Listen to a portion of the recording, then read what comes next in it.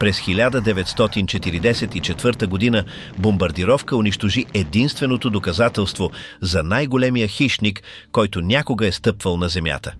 В продължение на десетилетия това беше само призрачна история, но наскоро го открихме отново. И слушай това. Беше още по-странен, отколкото си мислехме. Не само ходеше, плуваше. Това е историята на спинозавъра и други 7 абсолютни ужаси. От сърповидният гущер от Монголия до бикът от Патагония, ние разглобяваме статистиките, лововете и ужасяващата биология на 8-те най-страховити динозаври в историята. Затегнете коланите. Зъби, платници и люспи. Африканският кошмар. Годината е 1912. Местоположението е оазисът Бахария в Западен Египет. Жегата е непоносима, лесно надвишаваща 100 градуса по Фаренхайт. Тук немският палеонтолог на име Ернст Штромер е на път да направи откритие, което ще измъчва научната общност през следващия век. Той намира кости. Но не какви да е кости. Тези вкаменелости принадлежат на създание, което предизвиква логиката. Само гръбначният стълб има неврални шипове, високи почти 6 фута. Челюстта не е квадратна като на тиранозавър, тя е дълга, тясна и пълна с конични зъби. Штромер го нарича Спиносаурус аегиптиакус. Но тук историята прави тъмен обрат. Штромер занася тези вкаменелости обратно в Мюнхен, Германия. Излага ги в Баварската държавна колекция по палеонтология. В продължение на десетилетия това създание е знаменитост. Официално е признато за масивен теропод, потенциално по-голям от всеки месояден намерен в Северна Америка. След това дойде Втората световна война. През април 1944 година кралските военно-въздушни сили извършиха масивна бомбардировка над Мюнхен.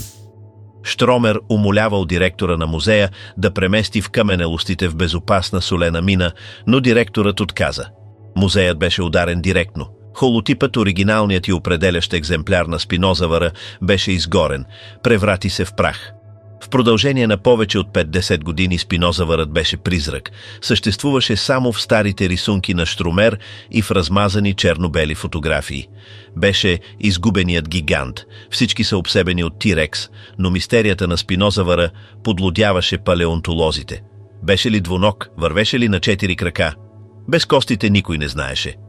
Прескачаме до 21 век и играта се промени напълно.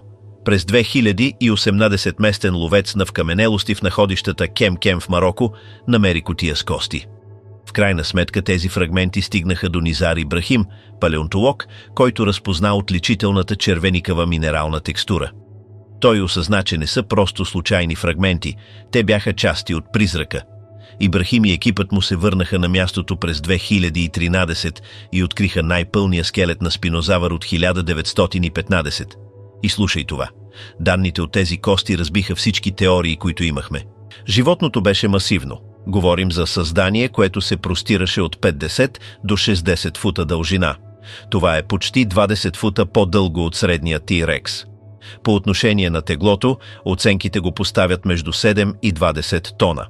За да поставим това в перспектива, това е теглото на 3 големи африкански слона. Комбинирани. Освен чистия размер, трябва да погледнем биологията. Реконструкцията от 2014 разкри, че спинозавърът имаше къси задни крака. Това нямаше смисъл за сухоземен хищник. Животно от 60 фута с къси крака би било тромаво на сушата. Не би могло да преследва плячката си. Научната общност беше разделена. Беше ли грешка? След това през 2020 падна друга бомба, когато екипът намери опашката. Това не беше твърда, балансираща опашка като тази на Раптор.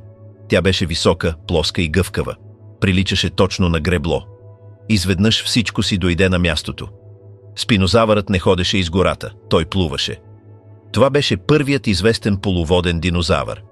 Представете си крокодил от 15 тона с интелигентността на теропод. Нека погледнем хардуера. Черепът на спинозавъра достигаше до 6 фута дължина. Муцуната беше пълна с сензори за налягане, наречени форамини. Съвременните крокодили също ги имат. Използват ги за откриване на вибрации във водата. Дори с нулева видимост, в мътни, кални реки, спинозавърът можеше да усети риба, плуваща до носа му, а зъбите не бяха нарязани ножове за рязане на пържоли, бяха преплитащи се конуси. Когато спинозавърът хапеше, зъбите образуваха капан. нищо не избягваше. Средата, в която живееше, известна като група Кем-Кем, датира от периода Креда преди приблизително 95 до 100 милиона години. Палеонтолозите наричат това място реката на гигантите или най-опасното място в историята на планетата Земя. Защо? Защото съотношението хищник-плячка беше напълно неуравновесено.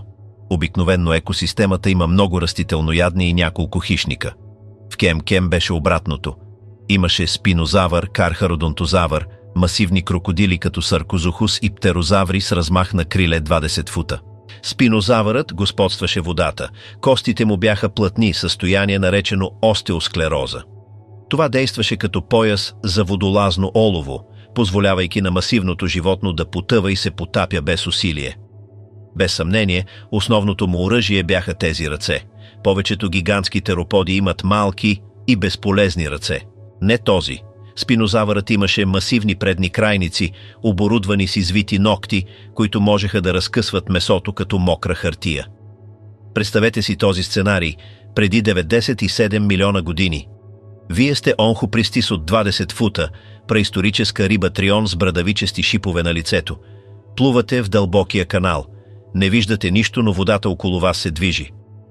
Отгоре, огромният гръбначен плътник на спинозавъра реже повърхността, поглъщайки топлината от африканското слънце. Хищникът се потапя. Не е нужно да ви вижда. Усеща вълната на налягане от опашката ви. За част от секундата дългата муцуна се затваря отстрани. Коничните зъби пробиват люспите ви. Вие се мъчите, но хватката е абсолютна. След това идват ногтите. Край на играта. Въпреки това не е толкова просто, защото спинозавърът не беше непобедим.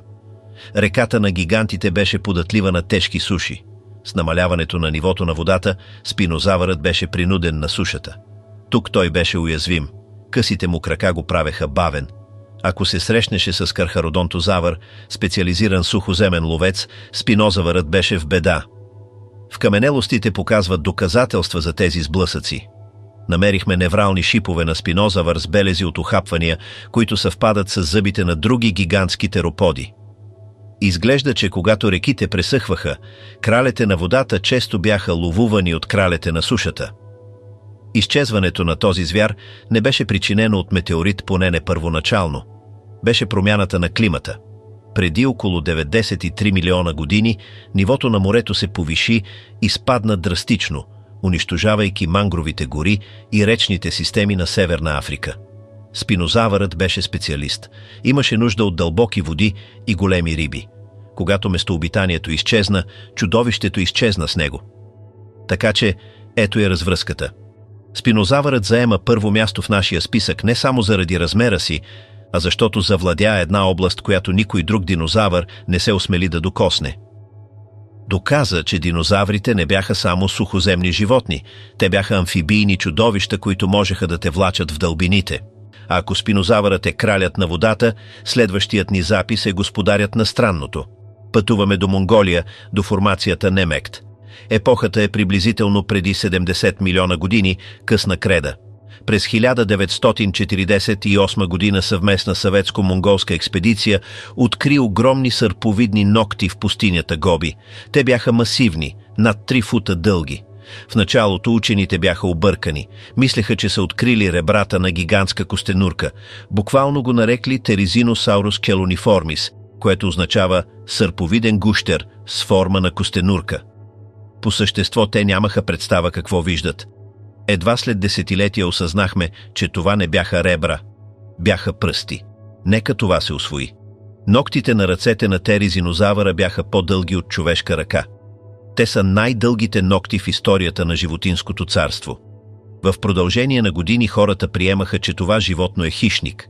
Искам да кажа, погледнете тези ръце. Изглеждат проектирани да изкормят всичко, което се движи. Но биологията е пълна с изненади. Теризинозавърът беше теропод от същото семейство като Тирекс и Велоцираптор. Но в някакъв момент от еволюционната линия този тип стана вегетарианец. Беше висок около 30 до 33 фута и тежеше около 5 тона. Беше коремнат и тежък гигант. И за разлика от люспестите чудовища от Джурасик Парк, това същество вероятно беше покрито с пера. Представете си 5-тонна пилетина с ноктите на Едуард Ножиците. Но не позволявайте етикета «растителнояден» да ви заблуди. Това е едно от най-страховитите животни, които някога са съществували. Защо?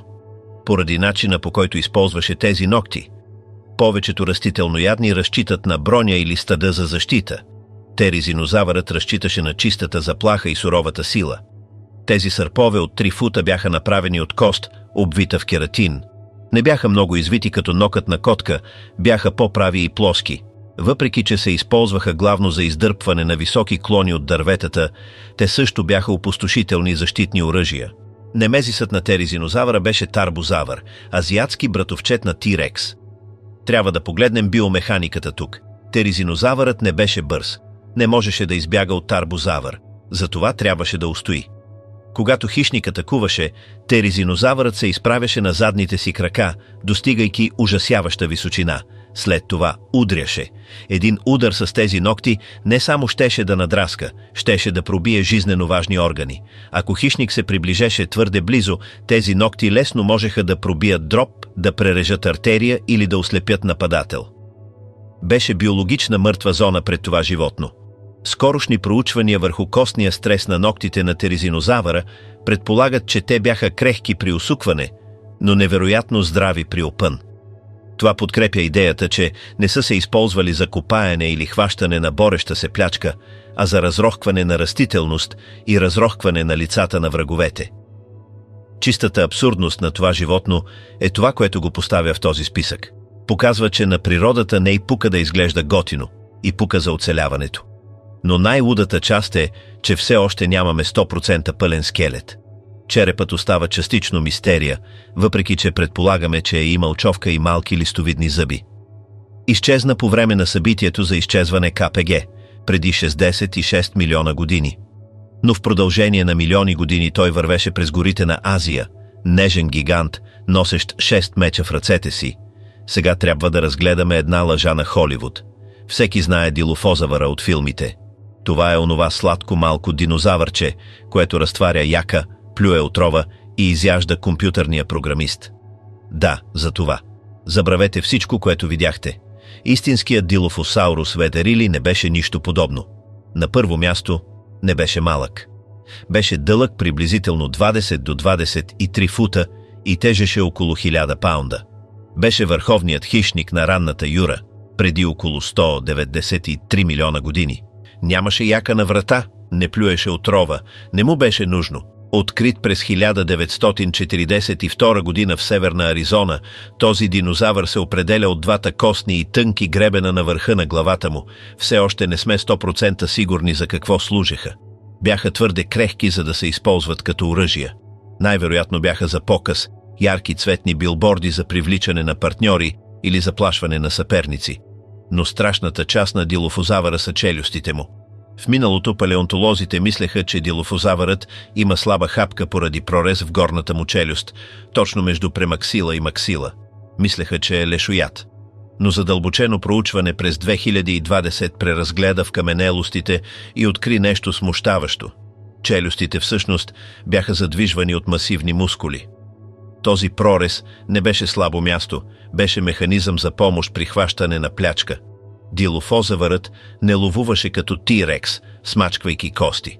Ловуваше като хирург. Зъбите му бяха изключително дълги и тънки. Бяха проектирани да режат дълбоко в меките тъкани. Той живееше в свят преди истинските гиганти. Основната му плячка беше саразавър, примитивен динозавър с дълъг врат. Дилофозавърът вероятно дебнеше плячката си, използвайки скоростта си, оценена на около 20 до 25 мили в час, за да затвори разстоянието. След като влезеше в контакт, не смачкваше врата, режеше. Нанасяше множество рани от ухапвания, причинявайки масивна загуба на кръв, и след това чакаше жертвата да отслабне. Средата на ранната Юра в Аризона беше оазис в пустиня от пясъчни дюни. Беше суров свят. Дилофозавърът беше първият голям месояден динозавър в Северна Америка. Той установи модела за всички ужаси, които последваха. И това ни води до следващата точка. Дилофозавърът ни показва, че не е нужен размер, за да си страшен. Нужна е прецизност. Това животно царуваше в екосистемата си милиони години без конкуренция. Но природата само се загряваше. Хищниците щяха да станат по-бързи, по-силни и много, много по-грозни. 37 мили в час. Не можеш да бягаш по-бързо от него. Ако теризинозавърът е най-странният, карнотавърът е най-демоничен на вид. Пълното му име е Карнотаурус састрей, което се превежда като месояден бик. Защо? Защото е единственият известен месояден с два отделни дяволски рога, стърчащи от челото му. Открит през 1984 година в провинция Чубут, Аржентина, карнотавърът датира от късната креда, преди около 72 милиона години. Това нещо беше биологичен спортен автомобил. Беше дълъг около 25 до 30 фута и тежеше приблизително 1,5 до 2 тона. В сравнение с T-Rex, той е лек. Но тази лекота беше неговата суперсила. Биомеханичните модели предполагат, че карнотавърът е един от най-бързите големи тероподи, които някога са съществували. Огромни каудофеморални мускули бяха закрепени към опашката му. Тези мускули бяха масивни. Те предполагат, че карнотавърът може да тича със скорости до 30 или дори 35 мили в час. Представете си бик от 2 тона, хвърлящ се към вас с 35 мили в час. Но ето проблема с карнотавъра. Имаше най-жалките ръце в историята на динозаврите. Дори по-малки от тези на T-Rex. Ръцете бяха рудиментарни, което означава, че бяха загубили всякаква функция. Пръстите бяха сраснали и неподвижни. Просто висяха там. Така че карнотавърът беше само уста. Черепът му беше много къс и дълбок, почти като на булдог. Челюстта беше построена за специфичен тип насилие. Можеше да отвори устата си невероятно широко. Долната челюст беше структурирана да се затваря изключително бързо. Нямаше силата да смачква кости на тиранозавър. Вместо това вероятно използваше движение на секира. Той тичаше покрай плячката, удряше с отворена уста жертвата като секира и дръпваше назад. Роговете, вероятно, не са се използвали за бодване на врагове.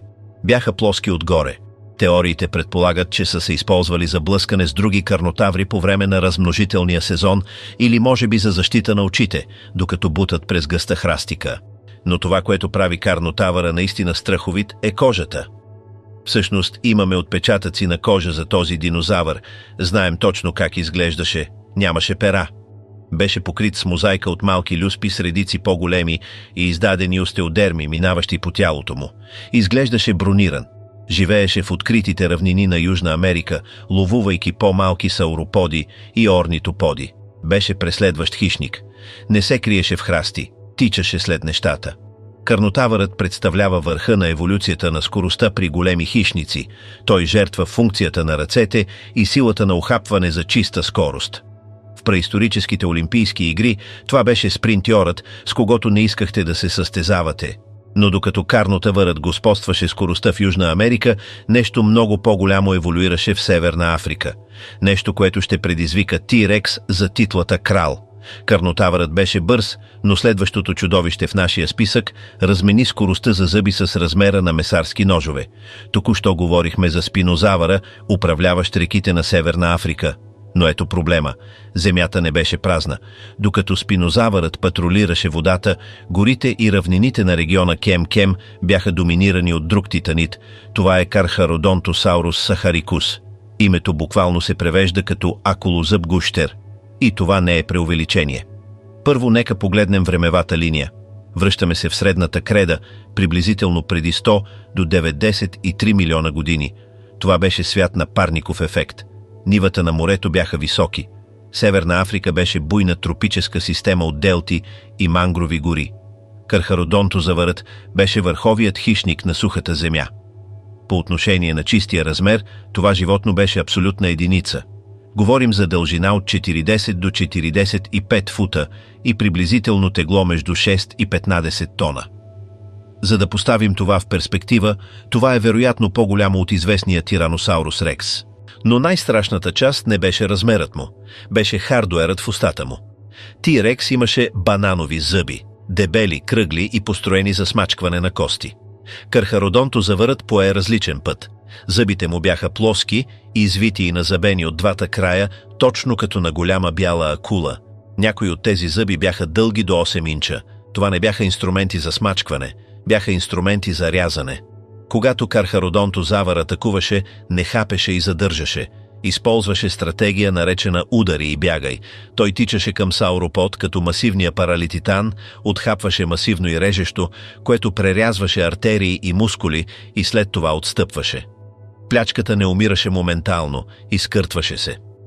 Историята на този динозавър е толкова трагична, колкото тази на спинозавъра. Първите вкаменелости бяха открити през 1924 година от френските палеонтолози Шарл де Пере и Жустен Саворнин в Алжир. Те намериха 2 зъба. По-късно, през 30-те години на 1900, Ернст Штромер намери частичен череп и скелет в Египет. И точно като спинозавъра, тези кости бяха унищожени при бомбардировката над Мюнхен през 1944 година. В продължение на 50 години акулозъбият гущер беше мит. Знаехме, че съществува, но нямахме какво да изучаваме. След това, през 1995 година, всичко се промени. Американският палеонтолог Пол Серено поведе експедиция до находищата Кем-Кем в Мароко. На стръмен склон, близо до ръба на скала, екипът му намери череп. Не беше просто фрагмент. Беше почти пълен. Черепът беше дълъг 5,2 фута. Беше огромен. Това откритие, известно като неотипът, върна живота на чудовището. Анализът на черепа разкри нещо ужасяващо за мозъка му. Компютърните томографии показаха, че Кархародонтозавърът има мозъчна форма, подобна на тази на съвременните крокодили, но с масивни обонятелни луковици. Това са частите на мозъка, отговорни за обонянието. Така че ето я развръзката. Вероятно това животно можеше да помирише мърша или стадо растителноядни от мили разстояния. Беше биологична машина за проследяване. Но също така имаше слабост. Бинокулярното му зрение беше лошо. За разлика от Тирекс, който имаше очи насочени напред за възприемане на дълбочина, Кархародонтозавърът имаше очи отстрани на главата. Това предполага, че беше хищник на засада, а не сложен преследващ ловец. Трябваше да се приближи преди да започне атака. Средата, в която живееше, беше еволюционен парен котел. Наричаме го загадката на Штромер. В каменелостите в Северна Африка показват твърде много големи хищници и недостатъчно растителноядни, за да ги поддържат. Как оцеляваха без да гладуват? Отговорът е в разделяне на ниши. Спинозавърът взимаше рибите в реката. Кархародонтозавърът взимаше сауроподите по бреговете. Рядко се пресичаха, но когато го правеха, това беше сблъсък на титани. Намерихме белези от зъби на Кархародонтозавър върху кости, които не трябва да ги имат, което предполага, че също са били опортюнистични лешояди. Друг огромен изненадващ фактор е инженерството на черепа. Черепът на Кархародонтозавър беше по-тесен и по-лек от този на Тирекс. Имаше големи отвори, наречени фенестри, за намаляване на теглото. Това означава, че животното може да движи главата си изключително бързо, може да завърта наляво и надясно с ужасяваща скорост, идеално за хващане на по-малки и по-проворни плячки, като оуранозавър. Изчезването на този звяр съвпада с събитието на границата Ценомании-Туронии преди около 93 милиона години. Океаните се повдигнаха, прекъсвайки сухоземните мостове, климатът се промени, гигантските сауроподи изчезнаха от региона и без милиони калории да поддържат тялото му от 10 тона, Кархародонтозавърът изчезна от глад. Но в продължение на 7 милиона години той беше земният владетел на Африка. Доказа, че не е нужно да смачкваш кости, за да си крал. Само трябва да се увериш, че жертвите ти никога не спират да кървят. Сега напускаме парещата жега на Африка и се отправяме към място, където не бихте очаквали да намерите динозавърски кошмар – Съри, Англия. Годината е 1983. Водопроводчик и любител ловец на вкаменелости на име Уилям Уокър изследва глинена яма близо до Окли. Той вижда скала, която изглежда необичайна, удря я с чук. Скалата се разцепва и вътре намира нокът, но това не беше нормален нокът, беше огромен. Дълъг беше над 12 инча по кривата. Уокър току-що беше открил Барионикс уокъри. Името буквално означава тежък нокът. Това откритие беше голямо събитие. Преди това повечето хора мислеха, че всички месоядни динозаври са построени като T-Rex, с големи глави и малки ръце. Бариониксът разби тази картина. Той живееше през ранната креда преди около 125 милиона години. С дължина около 33 фута и тегло около 2 тона, той не беше най-големият динозавър в нашия списък, но несъмнено беше един от най-специализираните. Нека погледнем странната анатомия. Черепът на Барионикс е дълъг, нисък и тесен. Прилича почти точно на черепа на съвременен гавиал. Муцуната има много специфична форма. Розетка на върха. Това означава, че краят на челюстта се разширява в кръгла луковична форма, пълна с дълги извити зъби. Защо? За хващане на хлъзгава плячка. Но лудата част е това, което намерихме в скелета. Обикновено трябва да гадаем какво са яли динозаврите. Гледаме зъбите и правим предположения. С Барионикс не трябва да гадаем. В областта на стомаха на холотипния екземпляр палеонтолозите намериха люспи и зъби, ерозирали от киселина от риба наречена шинстия. Но това не е всичко. Намериха и сминати кости на млади гуанодон. По същество, Бариониксът беше генералист. Обичаше риба, но ако видяше бебе динозавър, не се колебаеше да го изяде. И така, как ловуваше? Представете си кафява мечка от кредата. Бариониксът вероятно стоеше на бреговете на плитки реки или бръкнеше във водата. Чакаше, перфектно неподвижен. Очите му бяха позиционирани леко по-високо на черепа, позволявайки му да вижда надводната линия, докато муцуната беше потопена. Когато риба плуваше наблизо, използваше тези огромни 12-инчови палецни ногти. Тези ногти бяха на първия пръст на ръката. Бяха извити като месарски куки. Бариониксът замахваше с ръката си през водата, нанизвайки рибата с нокътя, и след това я хвърляше в крокодилските си челюсти. Това беше голяма промяна в разбирането ни. В продължение на десетилетия учените мислеха, че динозаврите са строго сухоземни животни, които се страхуват от дълбока вода. Бариониксът доказа, че тероподите експлоатират водни среди много по-рано, отколкото сме мислели. Ръцете на Барионикс бяха невероятно здрави. За разлика от безполезните ръце на Карнотавър, тези крайници бяха задвижвани от огромни делтовидни мускули. Можеше да вдига тежки товари. Ако по-малък хищник се опита да открадне улова му, шамар от Барионикс вероятно щеше да счупи ребра. Средата на Англия преди 125 милиона години беше субтропично влажно землище, пълно с лагуни и виещи се реки. Познава се като група Уилдън. Беше мокър и накиснат свят. И слушай това. Не беше само Барионикс. Това семейство динозаври, наречени спинозавриди, стана глобално. Намираме роднини в Бразилия, Лаос и дори Австралия. Те бяха глобална история на успеха. Но Барионикс е специален, защото е най-пълният скелет на спиносаврид, намерен някога. Той ни даде розетския камък за разбиране на цялото това семейство странни създания. Факторът на ужас тук не е да бъдеш преследван от чудовище, тичащо с 30 мили в час. Става въпрос за тишината. Бариониксът беше търпелив ловец. Чакаше в тръстиката, нямаше да го чуеш, докато този огромен нокът вече не се закача за вас. Въпреки това, не е толкова просто. Бариониксът имаше врагове. Същите скални формации съдържат костите на неовенатор, общ месояден, родствен на кархародонтозавър. Ако Барионикс беше хванат на суха земя, далеч от безопасността на водата, беше уязвим. Дългата му муцуна беше крехка срещу смачкващата хапка на други тероподи. Така че оцеляването беше акт на баланс, да стои близо до водата, да яде рибата и да използва ногтите, за да държи сухоземните чудовища на разстояние. По-голям, по-лош и заедно. Какво е по-страшно от 40-футов месояден динозавър? Просто 7 от тях, работещи заедно. Добре дошли във формацията Уинкул в Аржентина. Епохата е късната креда, преди около 95 милиона години.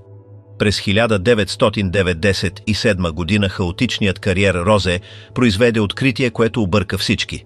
Палеонтолозите, водени от Родолфо Кория и Филип Къри, не намериха само един скелет. Намериха леген от кости. Погребани заедно бяха останките от поне 7 индивида от нов вид. Възрастта им варираше от млади юноши до масивни възрастни. Нарекли го Мапусаурус росее. Мапу идва от думата мапуче за земя. Най-големият индивид беше огромен, приблизително 40 фута дълъг и тежеше около 7 до 8 тона. Беше кархародонтозаврид, близък братовчет на гиганотозавър. Но лудата част е контекстът. Защо 7 върхови хищници бяха погребани в една и съща дупка? Обикновено големите хищници са самотни, те са териториални. Ако един тигър види друг тигър, се бият. Не си прекарват времето заедно, но доказателствата за мапузавър предполагат грегарично поведение. Това е научният термин за лов на глутница. Защо чудовище от 40 фута се нуждае от приятели? Поради това, което яде. Живеейки точно на същото място, точно по същото време, живееше аргентинозавърът. Това беше без съмнение най-голямото сухоземно животно, което някога е съществувало. Говорим за растителноядно, дълго 115 фута и тежащо до 100 тона. Един мапузавър дори от 8 тона нямаше никакъв шанс срещу аргентинозавър от 100 тона. Удар с опашка би разбил скелета на хищника. Но глутница, това променя математиката. Така че, ето я развръзката. Ето как вероятно се развиваше ужасът. Глутницата изолираше болен или млад аргентинозавър. Те няма да атакуват краката. Това е фатална грешка. Вместо това използваха стратегия, наречена месодобив. Зъбите на мапузавър бяха като остриета, подобни на тези на кархародонтозавър, но леко по-дебели. Глутницата се втурваше, откъсваше огромни парчета месо от страните на гиганта и след това отстъпваше. Не е нужно да го елиминират незабавно, само трябваше да го изтощят. Превръщаха най-голямото животно на земята в движещ се бюфет. Това е ниво на координация, което рядко виждаме при влечугите. То предполага социална структура. Имаха ли алфа? Споделяха ли храната? Не знаем със сигурност, но легенът от кости силно предполага, че те живееха и умираха заедно. Нека погледнем анатомията. Черепът на мапузавър беше дълбок, но лек. Имаше грапави и неравни гребени над очите, вероятно за показ. Но най-важната характеристика беше бедрената кост. Тя беше здрава. Тези животни бяха построени за издръжливост. Трябваше да проследяват стада титанозаври в продължение на дни, чакайки възможност. Откритието отне 5 години за разкопки. Трябваше да използват пневматични чукове, за да пробият твърдия пясъчник. Но усилията си заслужаваха. Мапузавърът преобрази разбирането ни за динамиката на хищниците. Преди това теорията за вълча глутница се прилагаше главно за малки раптори като Дейнонихус. Прилагането й към 8-тонни гиганти е ужасяващо. Представете си земята да трепери. Криете се. Виждате масивна глава, надникваща между дърветата. Мислите, добре, ако стоя неподвижен, ще мине. След това поглеждате наляво. Има още един. И още един. Мапузавърът доказва, че в надпреварата на кредата размерът не беше достатъчен. Докато растителноядните ставаха невъзможни за сваляне сами, хищниците развиха общество. Те въоръжиха сътрудничеството. И това е наистина страховито. Стигнахме до тежките. В продължение на век Тираносаурус Рекс беше неоспоримият крал, той беше златният стандарт, но през 1993 година механик на име Рубен Каролини караше дънбаги в пустоща на провинция Неукен, Аржентина. Видя големна кост, стърчаща от земята, повика палеонтолозите. Това, което извадиха от скалата, изпрати шокови вълни през научния свят. Нарекли го Гиганотосаурус Каролини, гигантският гущер от юга. Когато измериха костите, числата не изглеждаха реални. Бедрената кост беше леко по-дълга от най-голямата известна бедрена кост на T-Rex по това време. Черепът беше масивен, оценен на почти 6 фута дължина. Оценките за размер поставяха гиганотозавъра между 43 и 47 фута дължина и тежащ до 14 тона. По същество той предизвика T-Rex за титлата най-голям месояден динозавър. Но размерът не е всичко. Става въпрос за това как е построен. Гиганотозавърът беше слаб и смъртоносен ловен апарат. Докато T-Rex беше обемист и с борелковидни гърди, гиганотозавърът беше по-стройни и по-проворни. Черепът му беше материал за кошмари. Беше дълъг и с форма на кутия, стесняващ се към муцуната. Но за разлика от T-Rex, който имаше зъби като железопътни шипове, гиганотозавърът запази фамилната традиция на кархародонтозавридите – плоски назъбени остриета. Силата на ухапване му беше по-слаба от тази на T-Rex, но не му беше нужно да смачква. Той режеше. И слушай това, черепната кутия беше миниатюрна. Мозъкът на гиганотозавър беше с размера на банан, беше приблизително половината от размера на мозъка на T-Rex. Това предполага, че не е бил толкова интелигентен, действаше от чист инстинкт, но това, което му липсваше в коефициента на интелигентност, го компенсираше в терморегулацията. Биомеханичните проучвания предполагат, че гиганотозавърът е хомеотермен. Имаше висок метаболизъм. Това означава, че растеше бързо. Млад гиганотозавър експлодираше в размер, достигайки зрялост бързо, за да избегне да бъде изяден. Той живееше преди около 9-10 и 9 до 9-10 милиона години. Беше съвременник на мапозавър и ловуваше предшествениците на аргентинозавър, като андезавър. Един от най-интензивните изненадващи фактори е брадичката. Предната част на долната челюст имаше вертикален гребен. Това е уникално. Смятаме, че помага за закрепване на масивни мускули за стабилизиране на челюстта, когато откъсва 50 паунда месо от жив сауропод. Гиганотозавърът представлява абсолютния връх на клонът на кархародонтозавридите. След това конкретно семейство динозаври започна да запада, като в крайна сметка беше заменено от абелизаври и по-късно от тиранозаври на север. Но за няколко милиона години в Южна Америка абсолютно нищо не беше безопасно. Ако застанете до гиганотозавър, коляното му ще бъде над главата ви. Дори няма да сте закуска. Ще бъдете клечка за зъби. И така, защо е толкова страшен? Защото показва, че природата може да създаде чудовища от този мащаб многократно. T-Rex не беше случайност. Гиганотозавърът доказва, че когато условията са правилни, еволюцията ще натисне границите на биологията, за да създаде крайния ловец. Всички са обсебени от велоцирапторите от Джурасик Парк. Но ето проблема. Филмът ви излъга. Истинските велоцираптори бяха с размера на пуйки, бяха покрити с пера и тежеха около 30 паунда. Ако ритнеш такъв, вероятно ще отлети. Но имаше един раптор, който отговаряше на описанието от филма. Всъщност беше дори по-голям.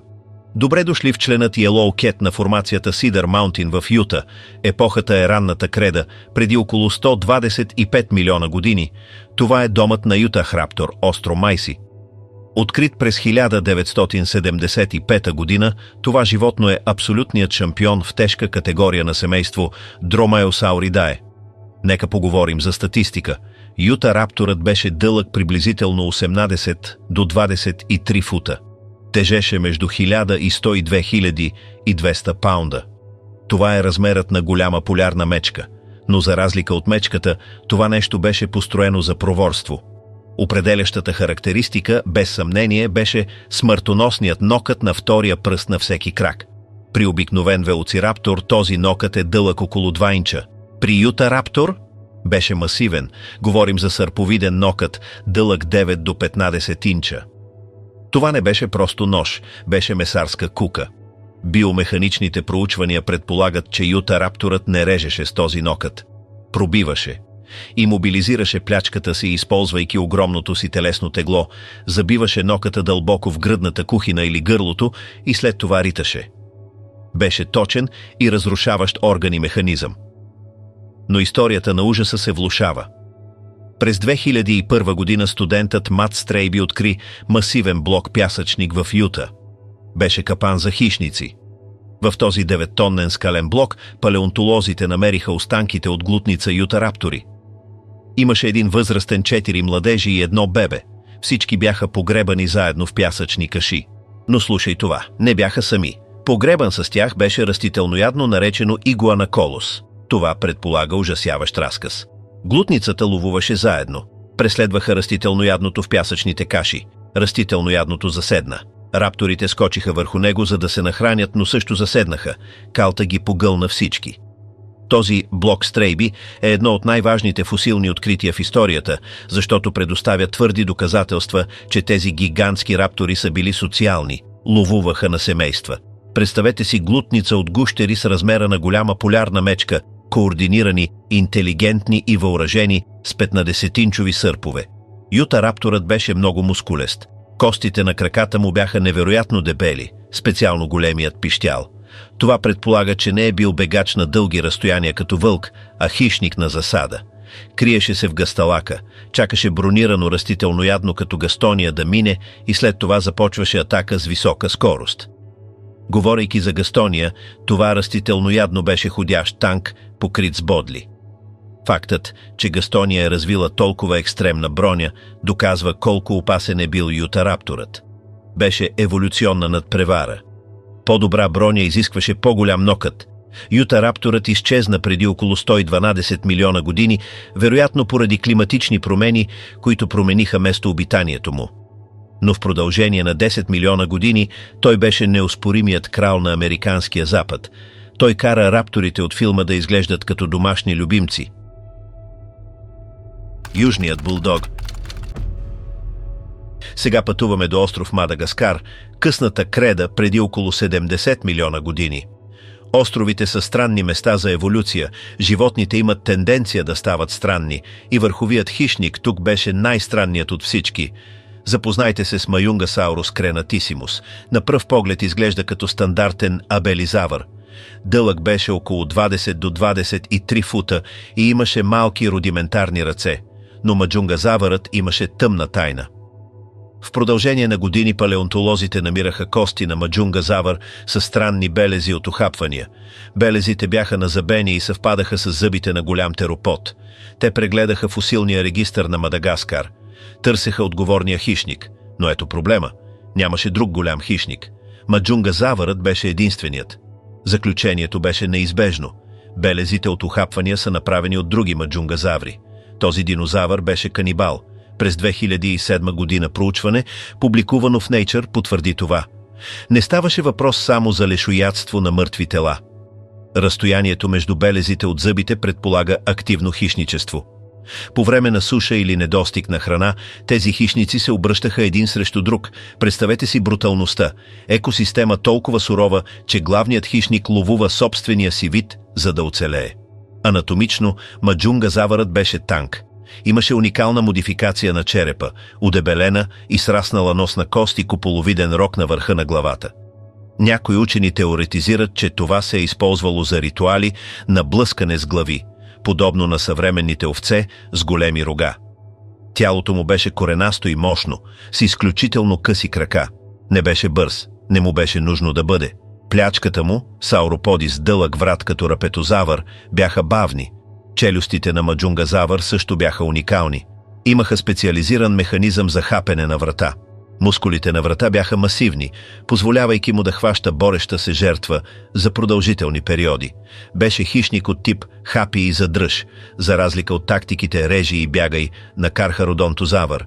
Той също страдаше. Намерихме кости на маджунгазавър, сраснали с артрит и изпълнени с костни инфекции. Животът в преисторическия Мадагаскар беше постоянна борба срещу болест, глад и собствения съсед, който се опитва да те изяде. Този динозавър представлява отчаянието на кредата. Когато светът започва да умира, моралността, или какъвто е еквивалентът на динозавър, излита през прозореца.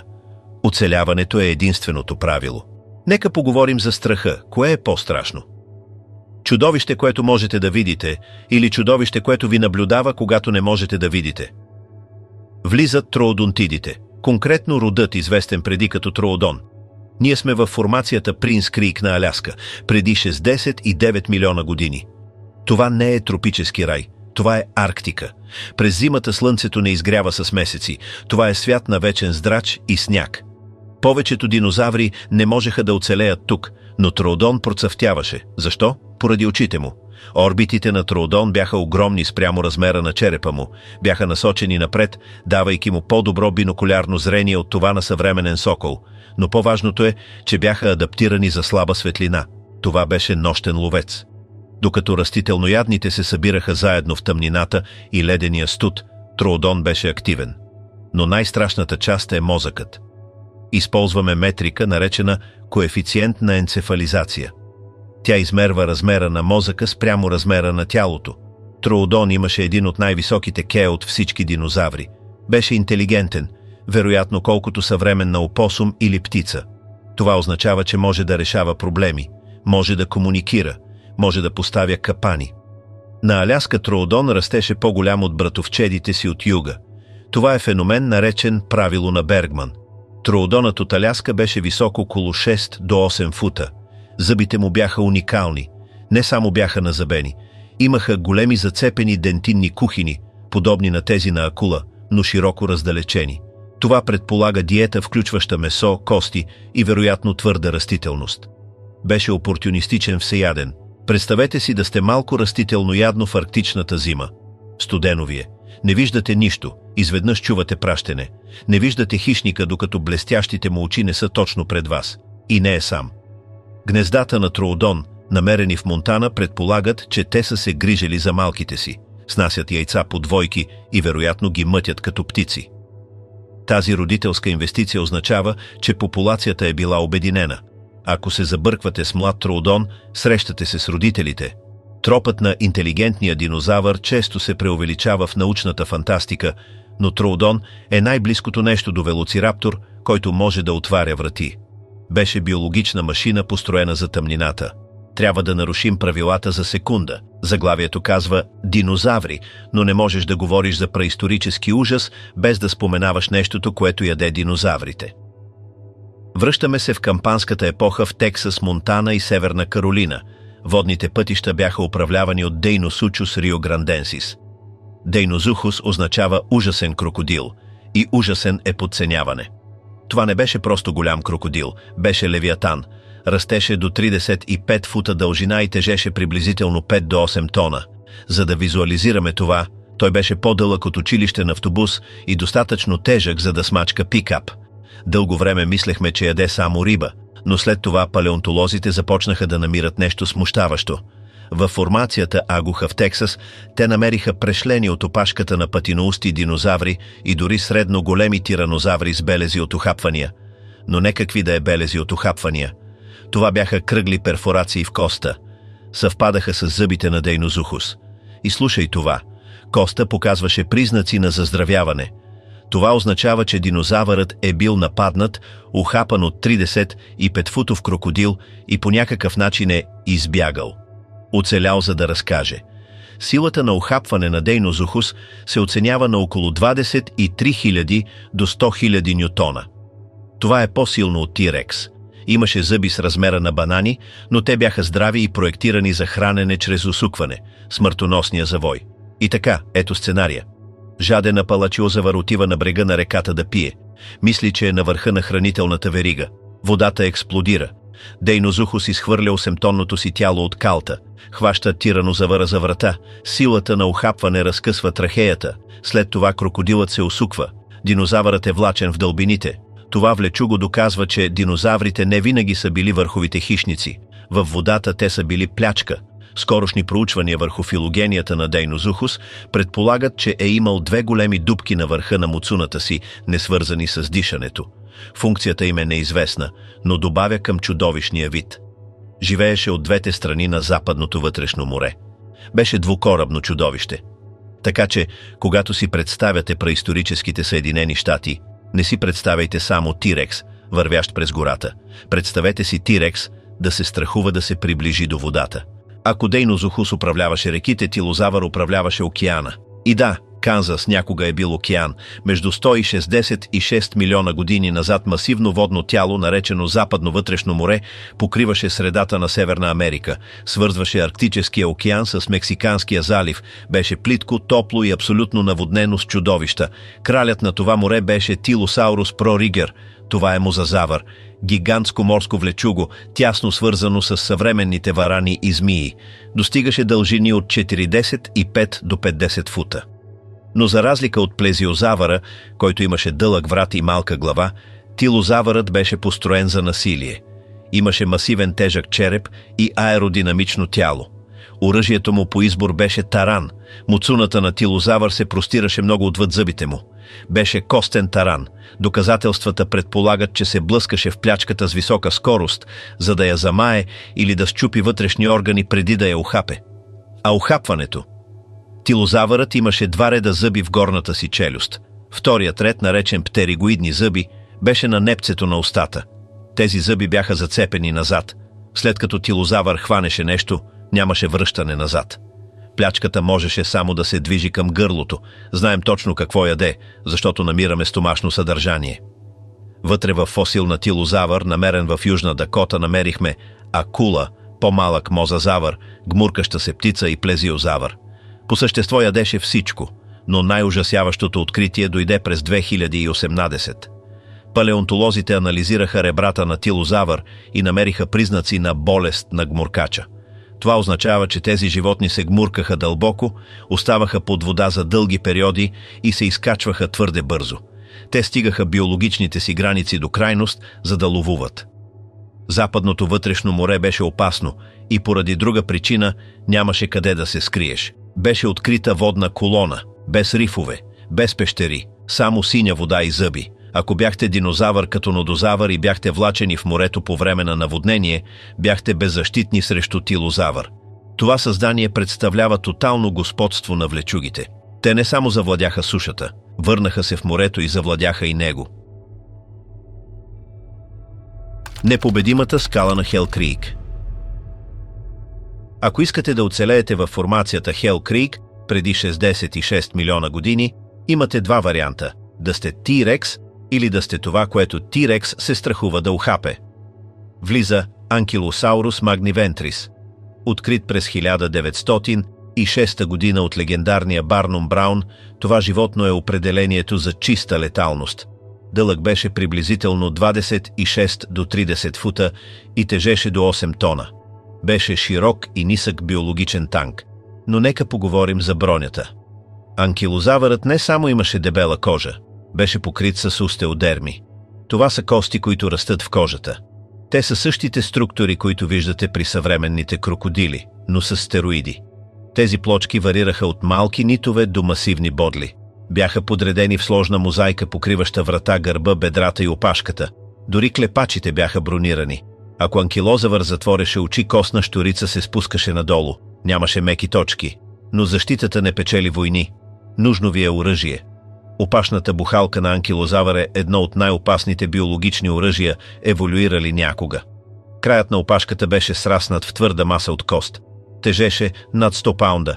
Биомеханичните проучвания, проведени през 2009 година от палеонтоложката Виктория Арбор, анализираха силата на удара. Опашката беше втвърдена от осифицирани сухожилия, които позволяваха на животното да я завърта с ужасяваща скорост. Резултатите: опашката може да се завърта с около 100 фута в секунда. Силата на удара беше достатъчна, за да генерира над 10 000 нютона. За да поставим това в перспектива, ако анкилозавър завърти опашката си и удари глезена на T-Rex, не само ще го натърти, ще счупи големия пищял. Счупен крак за 9-тонен хищник е смъртна присъда. Означава глад. Така че, ето е развръзката. Вероятно хищниците избягваха здравите възрастни анкилозаври. Не си струваше риска, но скорошни открития го направиха още по-готино. През 2017 беше описана нов вид анкилозавър, наречен Зул круривастатор. Името буквално означава Зул разрушител на подбедрици. Фосилът на Зул беше толкова добре запазен, че все още имаше кератиновите обвивки на бодлите и опашната бухалка. Доказа, че опашката не беше просто кръгла топка, имаше бодли.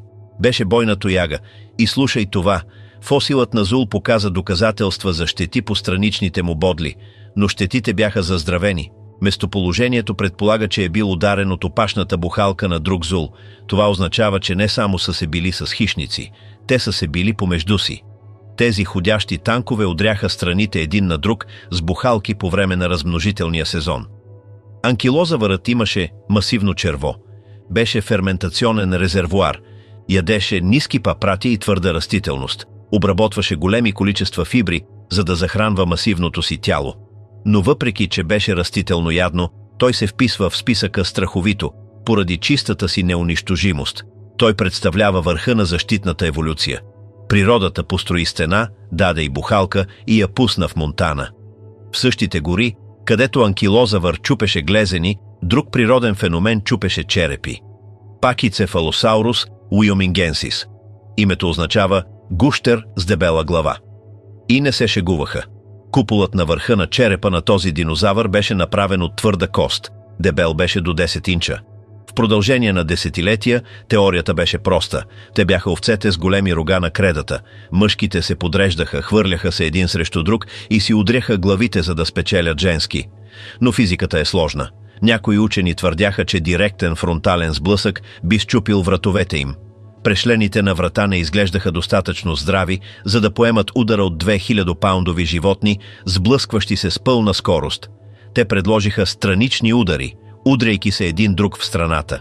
Но през 2013 проучване анализира патологиите в черепите на пахицефалозавър. Те намериха заздравени фрактури. Къде бяха фрактурите? Точно на върха на купола. Това потвърждава, че наистина си удряха главите. Еволюцията беше проектирала череп, който може да издържи сили на удар, които биха превърнали човешки мозък в желе. Но истинският изненадващ фактор дойде от теория на конспирация, която се оказа вярна. В продължение на години имахме 3 различни динозаври във формацията Хел Крик – Дракорекс хогвартсия, Стигимолох спинифер и Пахицефалосаурус. През 2009 година палеонтолозите Джак Хорнер и Марк Гудуин предложиха радикална идея. Това, което повечето хора не осъзнават, е, че динозаврите променяха формата си докато растат. Те разрязаха черепите на Дракорекс и Стигимолох. Погледнаха костната хистология. Коста на Дракорекс беше гъбеста и бързо растяща. Беше младеж. Стигимолох беше тийнейджър. Пахицефалозавър беше възрастният. Всички бяха едно и също животно. Докато животното растяше, плоската глава се надуваше в купол, а бодлите на задната част на главата се абсорбираха. Тази трансформация е ужасяваща. Означава, че животното се трансформира от бодлив дракон в таран при достигане на зрялост. Пахицефалозавърът беше най-големият от вида си, достигащ около 15 фута дължина. Беше двоног и вероятно всеяден. Зъбите му бяха малки и назъбени, способни да смилат растения, но предните зъби бяха конични, като на месоядно. Възможно е да са яли насекоми, гущери или дори малки бозайници, за да допълнят диетата си. Представете си 1000-паундово животно, което решава всеки проблем, като се блъска в него с костен шлем. Това е пахицефалозавърът. Трябва да говорим за най-странното откритие в историята на палеонтологията. През 1965 година полски палеонтолози в пустинята Гоби намериха 2 ръце, масивни ръце, дълги 8 фута, имаха 3 пръста, всеки с гигантска извита нокът, нарекли го Дейнокейрус мирификус, което означава ужасна ръка, но това беше всичко, без глава, без тяло, само ръцете. В продължение на 50 години това беше най-голямата мистерия в областта. Беше ли суперхищник? Беше ли чудовище, което яде терексове? Художниците го рисуваха като мускулесто и ужасяващо чудовище.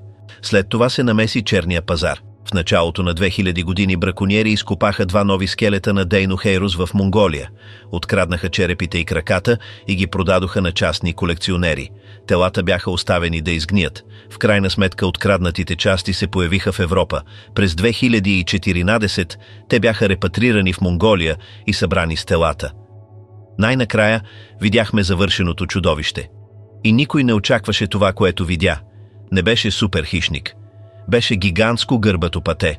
Дейнохейрусът беше орнитомимозавър, но беше нараснал до абсурдни пропорции. Дълъг беше 36 фута и тежеше 6 тона. Имаше масивна гърбица на гърба, вероятно съхранение на мазнини или платник за показ. Главата му беше дълга и имаше плосък човка като на пътица. Без зъби. И така, за какво служеха ужасните ръце? Стомашното съдържание ни даде отговора. Вътре в червата намерихме рибени люспи и гастролити. Дейнохейрусът беше всеяден. Бръкнеше в плитки води, използваше огромните си ногти, за да изкопае водни растения или да наниже риба и ги поглъщаше с пътичия си човка. Но не позволявайте етикета пате да ви заблуди. Това животно беше опасно. Живееше заедно с тарбозавър. 6-тонно пате не оцелява на територия на Тирекс, като е мило. Тези 8-футови ръце бяха мощни оръжия. Ако тарбозавър се приближеше твърде близо, Дейнохейрус можеше да удари шамар, който би се състезавал с кафява мечка. Ногтите бяха тъпи, но тежки. Един удар би причинил масивна контузна травма.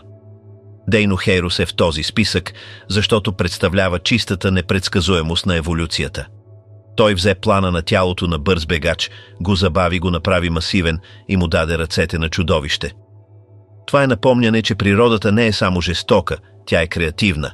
Каталогизирахме чудовищата, хапещите, режещите, танковете и феномените.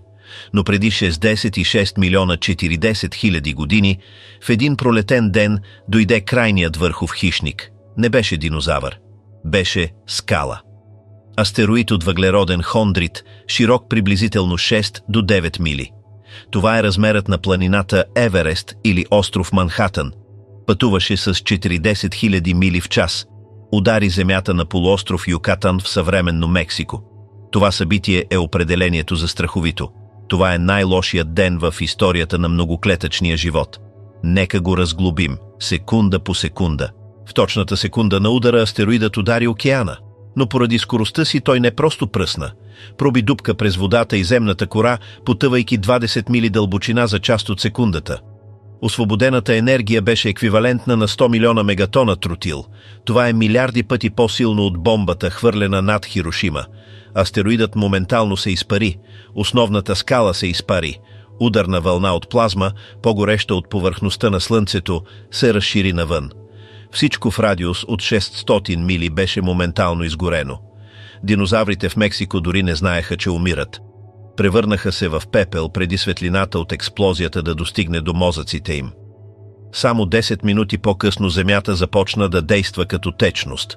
Ударът беше толкова насилен, че твърдата земя се държаше като вода. Кората се надигна.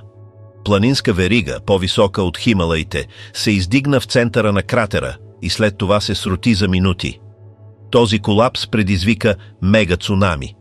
Първоначалната вълна вероятно беше висока 1 миля.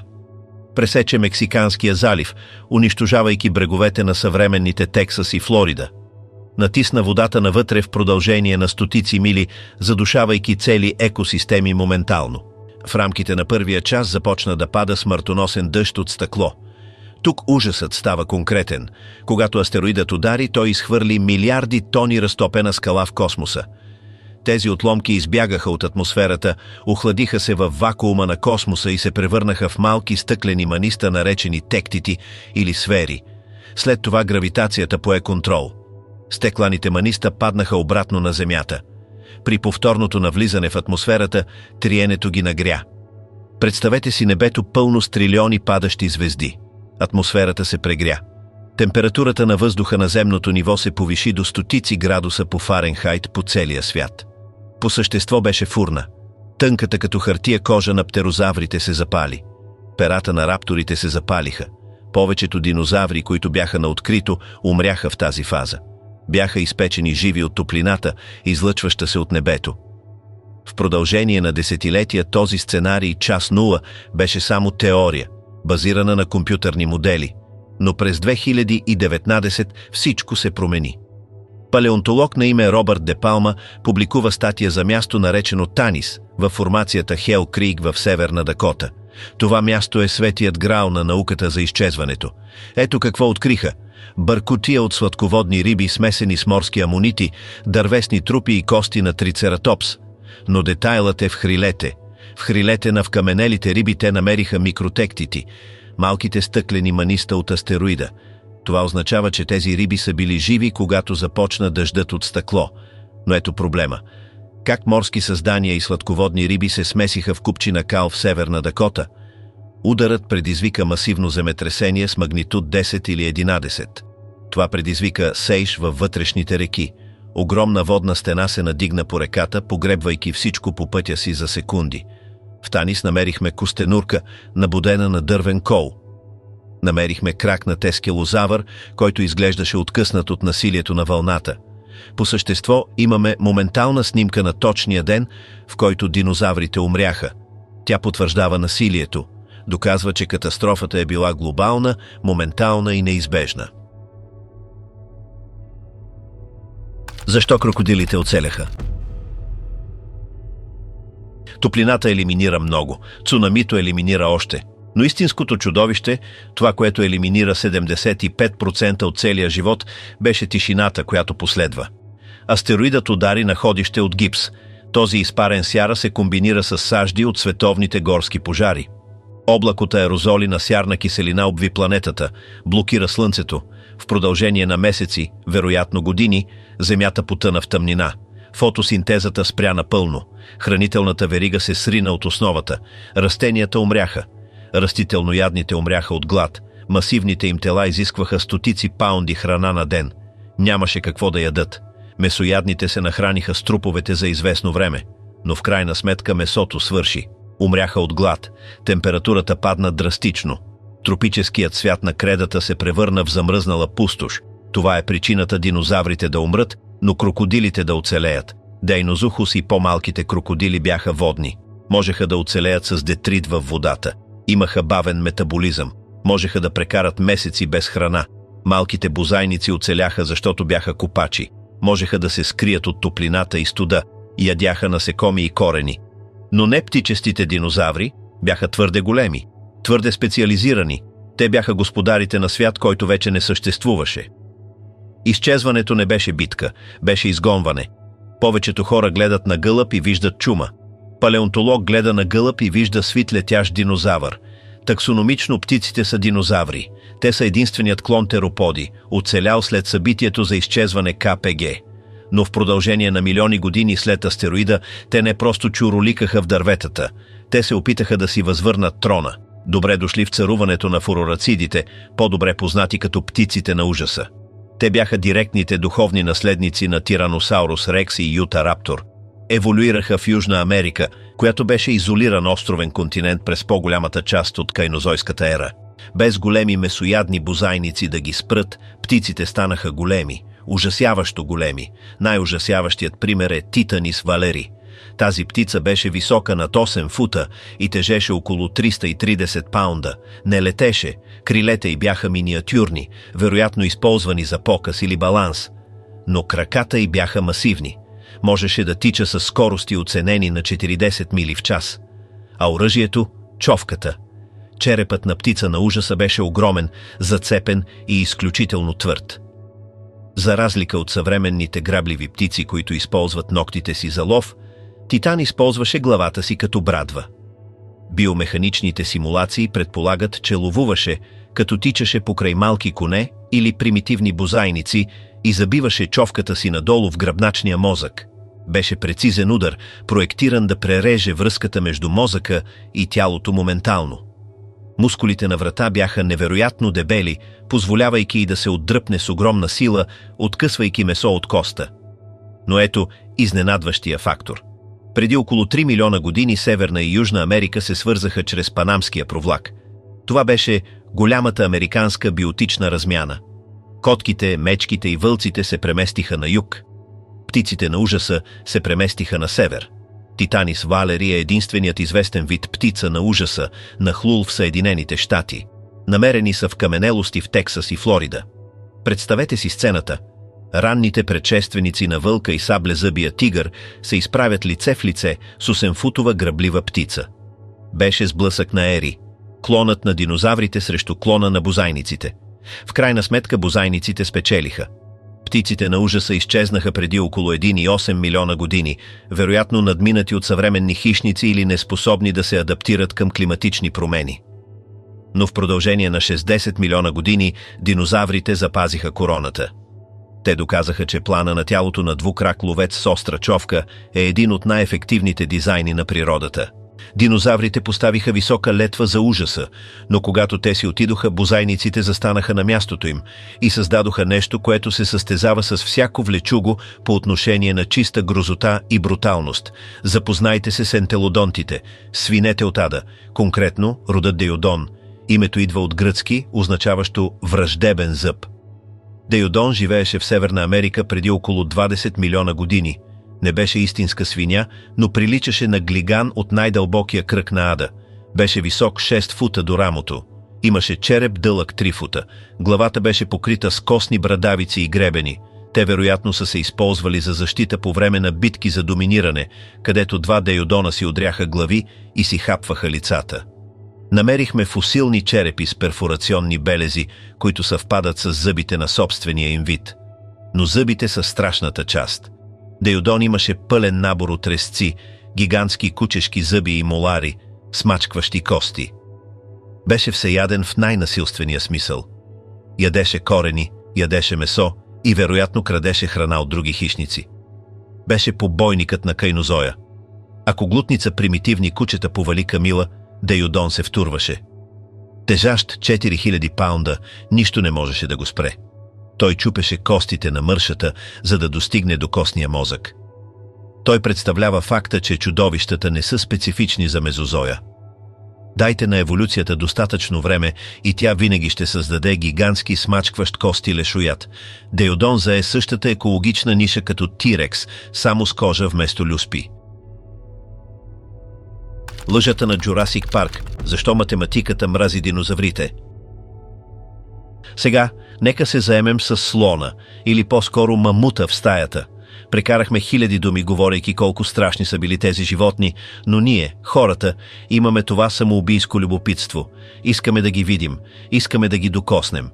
Филмите ни казаха, че е лесно. Намери комар, хванат в кехлибар, извлечи кръвта, запълни празнините с ДНК на жаба и бум, имаш тематичен парк. Това е страхотна история, но научната реалност е студена, твърда стена. Ето проблема. ДНК е молекула и като всички молекули тя се разпада. Има срок на годност. През 2012 година екип генетици в Нова Зеландия анализира кости от изчезналата птица Моа и изчисли полуживот на ДНК. Числото, което получиха, е 521 години. Това означава, че на всеки 521 години половината от химичните връзки в ДНК веригата се разпадат. Направете математиката, след 1000 години оставате с 25%. След няколко хиляди години кодът е неразбираем бъркотия. Абсолютната теоретична граница за четливо ДНК е приблизително 1,5 милиона години и това е ако костта е била замръзнала в пермафрост през цялото време. Последният нептичещ динозавър умря преди 66 милиона години. Говорим за интервал от време 44 пъти по-дълъг от живота на самата ДНК молекула. Опитът да клонираш Т-рекс от кехлибар е като да се опиташ да прочетеш книга, която е изгорена до пепел, след това разтворена във вода и след това разпръсната в ураган. Не е просто трудно. Физически информацията е изчезнала. Но точно когато учените затвориха книгата за биологията на динозаврите, нещо невъзможно се случи. През 2005 година палеонтоложка на име Мери Швайцер работеше с бедрена кост на Тираносаурус рекс, известна като Мор 1125, намерена във формацията Хел Крик в Монтана. Костта беше толкова тежка, че трябваше да я счупят, за да се побере в транспортния хеликоптер. Когато Швайцер занесе фрагментите обратно в лабораторията, направи нещо неортодоксално – разтвори твърдите минерали на костта в киселина. По всички закони на биологията не трябваше да остане нищо освен прах, но това не се случи, когато минералите се разтвориха и остана мека и гъвкава тъкан, беше еластична. Под микроскопа видя прозрачни разклонени кръвоносни съдове. И вътре в тези съдове имаше малки, кръгли, червени структури, които изглеждаха точно, и искам да кажа точно, като червени кръвни клетки. Научната общност влезе във война. Хората казаха, че е невъзможно. Твърдяха, че е биофилм, по същество бактериална тиня, приела формата на съдовете. Но Швайцер продължи да тества. В последващи проучвания идентифицира следи от колаген, актин и тубулин, протеини, специфични за изграждането на телата на гръбначните. Теорията сега е, че желязото в кръвта на динозавъра е действало като консервант на формалдехид, свързвайки протеините и замразявайки ги във времето. Това променя всичко. Въпреки че нямаме пълната ДНК последователност, за да изградим клон, имаме реални динозавърски протеини, имаме градивните блокове, докосваме биологичната реалност на чудовище, умряло еони преди първия човек да отвори очи. И така, ако не можем да ги клонираме, дали нямаме късмет? Не точно. Влиза Джак Хорнер. Той е легендарният палеонтолог, който консултира филмите Jurassic Park и човекът, който доказа, че динозаврите са се грижили за малките си. Той осъзна, че нямаме нужда от древно ДНК, защото имаме резервно копие, живеещо в задните ни дворове.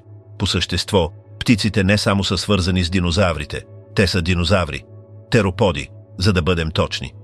Пиле е технически силно модифициран и пернат раптор, което означава, че ДНК на Т-рекс се крие точно в генетичния код на кофица KFC. Ето лудата част. Еволюцията обикновенно не елиминира гени, просто ги изключва като генетичен ключ, оставяйки древни черти латентни, наречени атавизми, чакащи да бъдат събудени.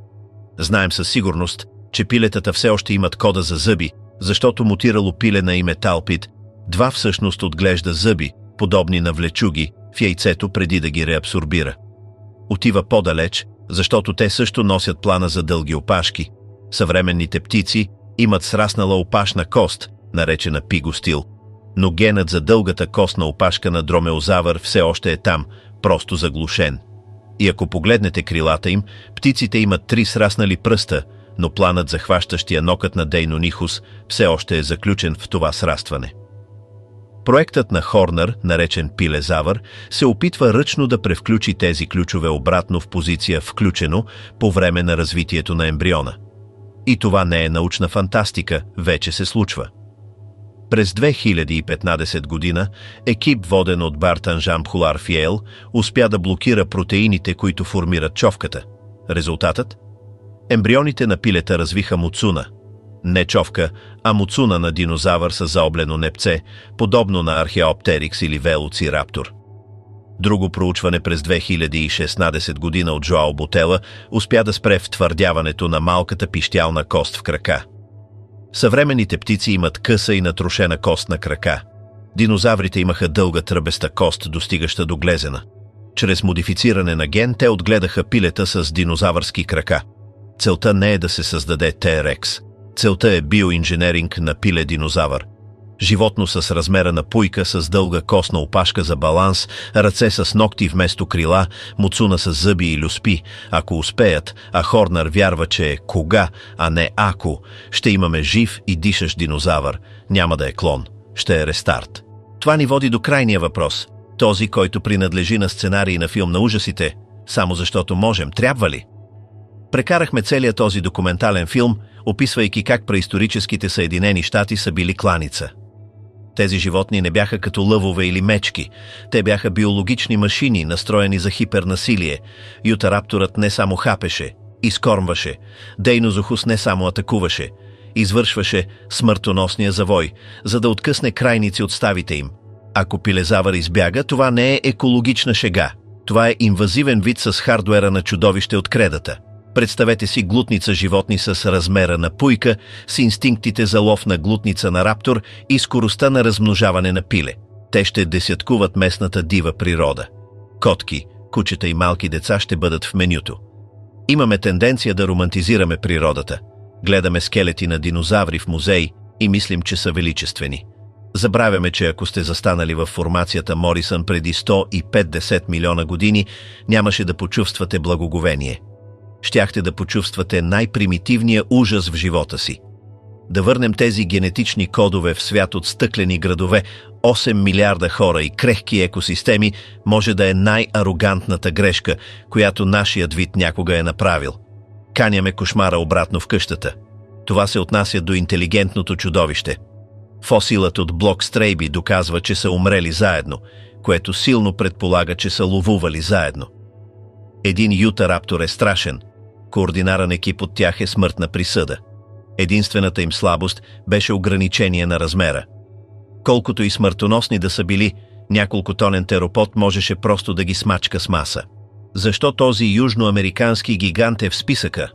Поради фактора банда имаме доказателства за 7 индивида от различна възраст, живеещи заедно. Това променя математиката на оцеляването. Глутница от 40-футови хищници, ловуващи най-голямото животно, което някога е стъпвало на земята, е ниво на насилие, което не можем да разберем. Това не е лов. Това е война. Координацията, необходима за поваляне на 80-тонен титан, ги поставя високо в списъка. Кралят. Въпреки че се опитахме да се съсредоточим върху по-малко известни чудовища, T-Rex е отправната точка по причина. Не беше най-големият и може би не най-бързият, но беше най-преусъвършенстваното чудовище в историята. Силата на ухапване се изчисли на 12 800 паунда. За да поставим това в перспектива, това е достатъчно налягане, за да смачка автомобилен двигател. T-Rex нямаше зъби, проектирани да режат месо като акула. Имаше зъби като железопътни шипове, проектирани да експлодират кости. Когато T-Rex те ухапеше, не кървеше. Структурната ти цялост се проваляше. Той пулверизираше скелета. Имаше бинокулярно зрение като орел и усет за миризма, по-добър от хрътка. Беше перфектното биологично оръжие. Крайният върхов хищник не беше животно, беше скала. Защо това е номер едно? Защото биологията има граници. T-Rex трябваше да спи. Мапузавър можеше да умре от болест. На астероида не му пукаше. Не му пукаше колко големи са зъбите ти. Не му пукаше колко дебела е бронята ти.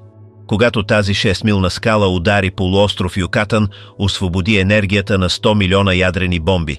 За секунди изпари кората, изпрати стена от огън през континента. След това дойде тъмнината. Запушва слънцето за години. Растенията умряха. Растителноядните умряха от глад. Месоядните изядоха растителноядните, след това умряха от глад. Динозаврите царуваха 160 милиона години, царуване толкова дълго, че времето между стегозавър и Терекс е по-дълго от времето между Терекс и нас. Те бяха господарите на планетата. И астероидът ги изтри в един следобед. Това е крайното напомняне, че животът е крехък и господството е временно. Преисторическите Съединени щати и наистина целият свят бяха кошмар. Не беше карикатура на Земята преди времето. От кървящата кал на Юрата, където се мотаеше алозавър, до мътните блата на Кредата, където Дейнозухус чакаше погрешка, тази планета активно се е опитвала да елиминира жителите си от еони. Ние, бозайниците, сме случайните оцелели. Ние сме потомците на нещата, подобни на плъхове, които тичат в тъмнината, ужасени, криейки се в дупки, докато гигантите разклащат земята отгоре. Оцеляхме, защото бяхме малки, бяхме оплашени и имахме късмет. Така че, следващия път, когато шофирате през червените скали на Юта, или гледате пустощта на Монтана, или пресичате равнините на Тексас, помнете това, карате върху гробище от чудовища, под гумите ви са костите на създания, които биха ви видели като нищо повече от калорична закуска. Кошмарът е приключил за сега, погребан под слоеве скала и време. Но ако Джак Хорнер и екипът му успеят, или ако генетиците са прави за устойчивостта на биологичната материя, може да открием, че кошмарът не е история. Той чака.